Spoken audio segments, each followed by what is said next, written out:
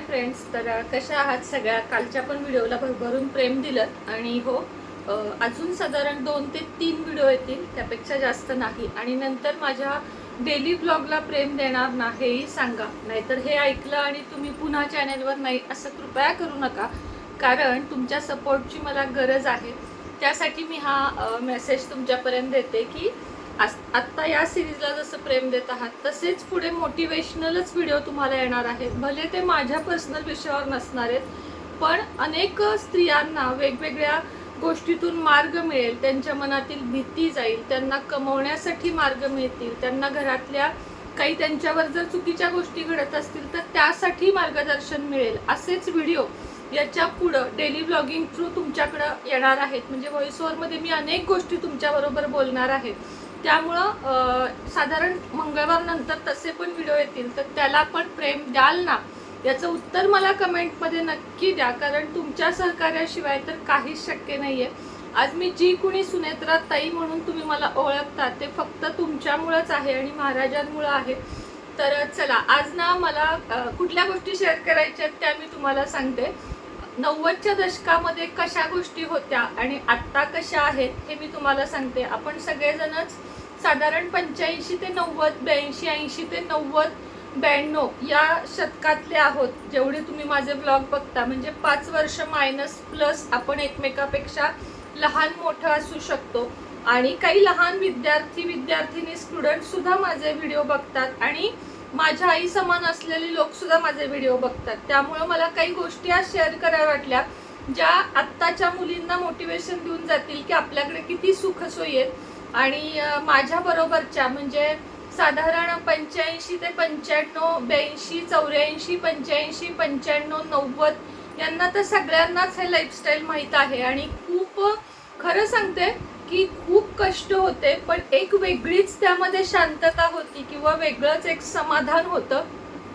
जेव्हा आपल्याकडे mobile phone नव्हते तेव्हाच लाईफ मी आज थोडक्यात शेअर करणार आहे. यामध्ये कुठलंही मॅरेज मधलं काही मी लग्नातलं सांगणार नाहीये, तर एक छान छान आठवणी तुमच्या बरोबर शेअर करणार आहे. ज्या वेळेस मी 18 किंवा 19चीच असेल तेव्हा लग्न झालं माझं. घरामध्ये सिलेंडर, शेगडी, गॅस ह्यातलं काहीच नव्हतं आणि त्यामुळं धावपळ व्हायची. ती बघा, आजपासून 25 वर्षापूर्वी, 30 वर्षापूर्वी तुम्हाला आठवत असेल की सिलेंडरला नंबर लावायला 2-2, 3-3 महिने जायचे आणि त्यानंतर मिळायचं. आणि पैसे नसणाऱ्यांकडे सिलेंडर, गॅस ही तर प्रकारच नव्हता. कसं आपण सर्व्हाइव्ह करत होतो आणि किती आपण समाधानी होतो हे बघायचं, हे तुम्हाला थोडक्यात मला दाखवायचं आहे. की ज्या वेळेस आपल्याकडं गॅस नव्हता त्यावेळेस मी स्वतः साधारण 10 रुपये लिटरनी रॉकेल आणायचे. मी 3-4 वर्ष, त्यापेक्षाही जास्त कदाचित, किंवा 3-4 वर्ष तरी स्टोववर स्वयंपाक करायचे आणि त्या स्टोवमध्ये रॉकेल नसायचं, म्हणून एकदाच 10 ते 15 लिटर रॉकेल घेतलं की मग मला ते महिनाभर जायचं. आणि कामावर म्हणजे जॉबवर जाण्याच्या आधी त्या स्टोववर सगळा स्वयंपाक मला करावा लागत असे. तर ते रॉकेल जे होतं ते 10 रुपये लिटर मिळायचं. माझ्याकडे रेशन कार्ड नव्हतं, त्यामुळं आईचं, शेजाऱ्या पाजाऱ्यांचे असे 3-4 कार्ड घेऊन मी जॉबवर जायच्या आधी, म्हणजे 10च्या आधी रॉकेलच्या लाईनला थांबायचे. म्हणजे ते रॉकेलचे दुकानदार यायच्या आधी पण मी लाईनला थांबलेले असायचे, का तर पहिला किंवा दुसरा नंबर माझा यावा आणि मला पटकन रॉकेल मिळावं आणि मी जॉबवर जाऊ शकावे. आणि ती मेहनतीची उमेद किती होती बघा तेव्हा. ते रॉकेल म्हणजे 15 लिटर, एकीकडं 5 लिटरचा कॅन आणि दुसऱ्या पिशवीमध्ये 2 कॅन, असे 15 लिटर मिळाले की आत्ताच्या जगात जसं आपल्याला गुगल पेवर सेकंदात 1000 रुपये मिळतात किंवा आपण देतो, तो आनंद त्यावेळेस ते 10 रुपये लिटरनी 15 लिटर असं रॉकेल 20 रुपयानं ब्लॅक असायचं आणि 10 रुपयानं ब्लॅक व्हाईट काय म्हणतात ना त्या पद्धतीनं असायचं. आणि तो जो आनंद आहे ना, तो आत्ता आपल्याला गुगल पेवर आपण कुणाला दिले किंवा आपल्याला आले तर आपल्याला जो आनंद होतो, 500ची नोट म्हणजे आपल्यासाठी आता किरकोळ आहे. भाजी मंडईत गेलो तरी आपली 5 ते 7 मिनिटात तेवढी नोट संपते. पण त्यावेळेस तो पगार मला 1 महिना लागायचा कमवायला, 500 रुपये. मग ते रॉकेल घेऊन आलं की येताना म्हणजे घामे घूम झालेली असायचे, कारण आनंद तर असायचा की चला आपली जेवणाची सोय झाली. आणि त्याचबरोबर ब्लॅकनी रॉकेल मिळालं, कुणीतरी कार्ड दिले त्यांच्यासाठीचे धन्यवाद वेगळे असायचे. तर ही असायची जेवणासाठीची धडपड, म्हणजे रॉकेल साठवायची. रॉकेल स्टोव पेटवायची करामत तुम्हाला सांगते. अनेक पिना तुटायच्या. चूल मात्र मला नाही जमत आजतागायत, म्हणजे चुलीवर मी प्रयत्न भरपूर केला पण नाही जमली. रॉकेल विनाकारण वाया जायचं, दूर व्हायचा. त्यामुळे चुलीचा अनुभव तेवढा जास्त म्हणण्यापेक्षा नाहीच आहे. आणि स्टोवच्या पिना तुटायच्या, स्टोवला भडका व्हायचा अनेक वेळा, असा ढकलून जायचे मी स्टोव, कारण लहान होते, 20 वर्षाची पण नव्हते. त्यानंतर बघा त्या स्टोवला एक सायलेन्सर लावून मिळायचा, म्हणजे जी मिडल क्लास लोक होती चांगल्या घरातली, ती लोक रॉकेलवर पाणी तापवायचे पण त्याला सायलेन्सर लावायचे आणि त्यामुळं त्याची ज्योत अशी गॅस सारखी यायची. आणि तो जो आनंद असायचा ना त्या लोकांना, तो खूप वेगळा होता. पण माझ्याकडं पैशाच्या प्रॉब्लेममुळे तेव्हा मला तो सायलेन्सर पण घ्यायला जमत नव्हता. त्यामुळे तो स्टोवचा आवाज असायचा, भुर्र असा स्टोवचा आवाज यायचा बघा. पण त्या स्टोववर ना हात शेकायला पण एक वेगळी मजा यायची. आमच्या आकीनं पण थोड्याफार प्रमाणात स्टोव बघितलेला आहे, म्हणजे गॅस संपल्यावर. त्याच्या वेळेस माझ्याकडे गॅस होता, पण गॅस संपल्यावरचा पर्याय तेव्हा फक्त रॉकेलच असायचा. आता हा झाला रॉकेलचा विषय. मग ते रॉकेल महिनाभर पुरवायचं. शेवट कमी पडलं तर एक बाटली हिरवी काचेच्या तेव्हा असायच्या, त्यामध्ये ते निळं रॉकेल घेऊन घरी यायचं आणि मग ते स्टोव ओतायचं. आणि स्टोवची वाद बारीक झाली की वाईट वाटायचं की आता झालं. कुकर तसाच राहायचा, कुणाकडे तरी शेजारी पाजारी न्यावा लागायचा, एवढ्या शिट्ट्या करून द्या. आणि तेव्हाचे शेजारी पाजारी ना खूप चांगले असायचे बघा. असं नाही आत्तासारखं की आपल्याला म्हणजे खरंच फ्लॅट सिस्टीम मध्ये, मला सुद्धा आता आमच्या पलीकडे कोण कोण राहतं हे डिटेलमध्ये माहित नाही. आमच्या ओवीला माहिती, ओवीला खूप ओळख करून घ्यायला लागते.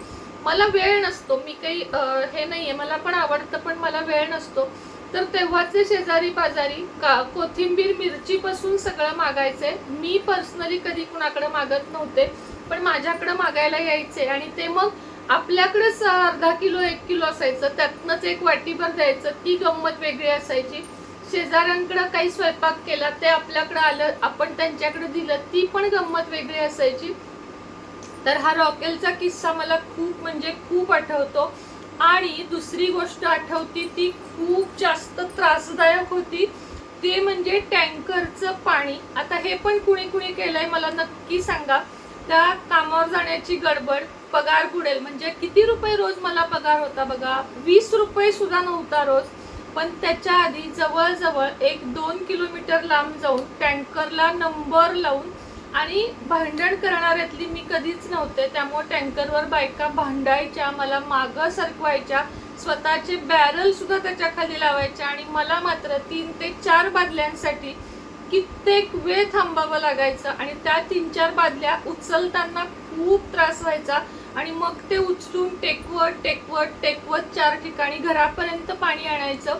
आणि आत्ताची परिस्थिती बघा की आपल्या नळांना अर्धा तास, 2 तास किंवा 1 दिवस पाणी नाही आलं तरी आपण सोसायटीकडे तक्रार करतो, आपण घरमालकांकडे तक्रार करतो.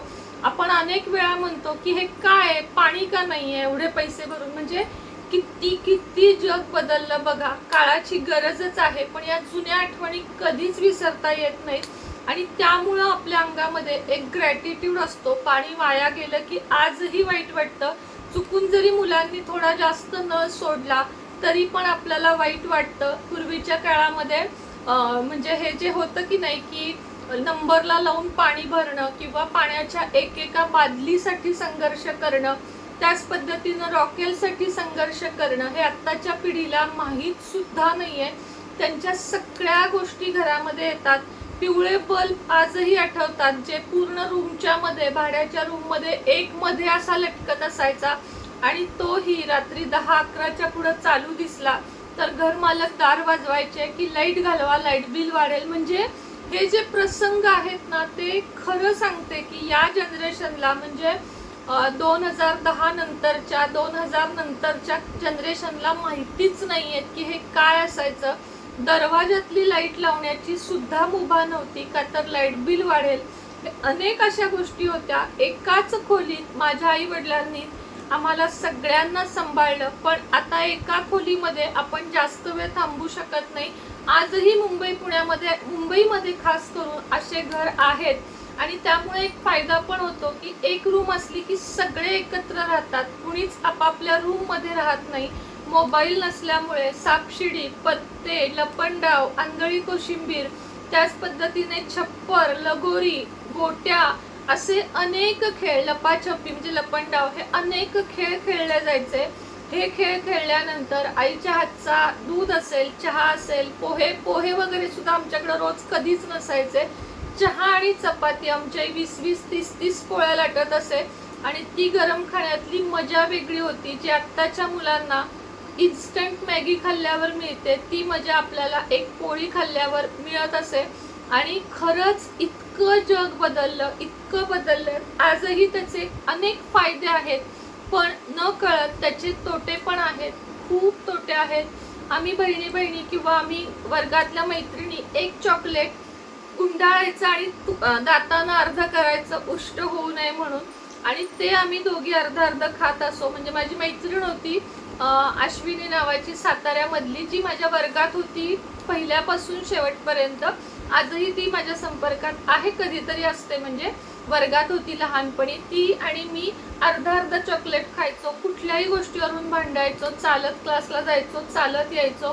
खरंच ती मजा वेगळी होती. आणि असं वाटतं कधीतरी बघा की लहानपण देगा देवा, आपलं लहानपण आणि आपल्या मुलांच्यातलं लहानपण ह्याच्यामध्ये खूप जास्त फरक आहे.